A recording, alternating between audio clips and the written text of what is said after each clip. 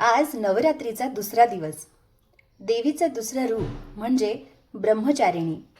ही ब्रह्मचारिणी आपल्याला काय शिकवण देते ते थोडक्यात पाहूया आणि त्यानंतर ब्रह्मचारिणी ह्या रूपामागची कथा काय आहे तेही समजून घेऊया. ब्रह्म म्हणजे तप, ज्ञान आणि संयम. त्यामुळं ही देवी तपशक्ती आणि सद्गुणांची मूर्त रूप बनली. ब्रह्मचारिणीनं कठोर तप केलं आणि त्याकरता शिस्त आवश्यक होती.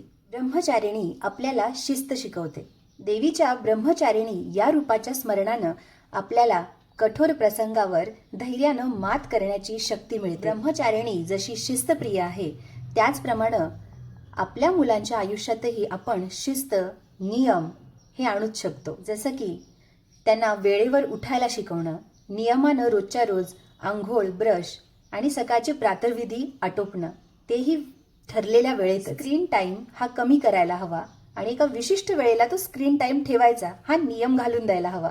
कारण मुलांच्या आयुष्यात शिस्त असलं, डिसिप्लिन असली तर मुलांचा आत्मविश्वास वाढतो. अगदी आपल्या हे आयुष्यात शिस्त ही आपली ताकद असते. ब्रह्मचारिणी रूपाची कथा थोडक्यात अशी आहे. महादेवाला प्रसन्न करण्यासाठी जसं आपण काल पाहिलं की सतीच्या जन्मानंतर शैलपुत्री हे तिचं रूप तिनं धारण केलं.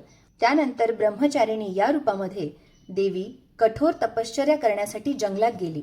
तिनं वर्षानुवर्ष महादेवाच्या प्राप्तीसाठी तपश्चर्या केली. तप करताना तिच्यावर अनेक नैसर्गिक संकट सुद्धा आली, पण ती न डगमगता अतिशय नियमानं, शिस्तीनं रोजच्या रोज तिचं तपश्चर्या तिनं चालू ठेवली.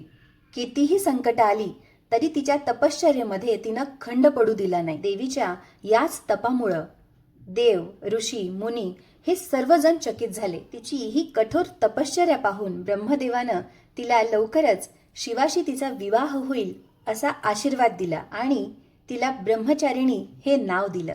ब्रह्मचारिणी या रूपाचं वर्णन सांगायचं तर एका हातात जपमाळ आणि कमंडलू, चेहऱ्यावर शांत, तेजस्वी पण गंभीर भाव. तर अशी ही ब्रह्मचारिणी आपल्याला धैर्य, संयम आणि सगळ्यात महत्त्वाचं म्हणजे डिसिप्लिन, शिस्त शिकवते. ती सांगते, जिद्द ठेवा, हार मानू नका. संयम ठेवलात तर कठीण गोष्टी सुद्धा शक्य होतील आणि धैर्यानं, शिस्तीनं चाललं तर यश नक्की मिळतं.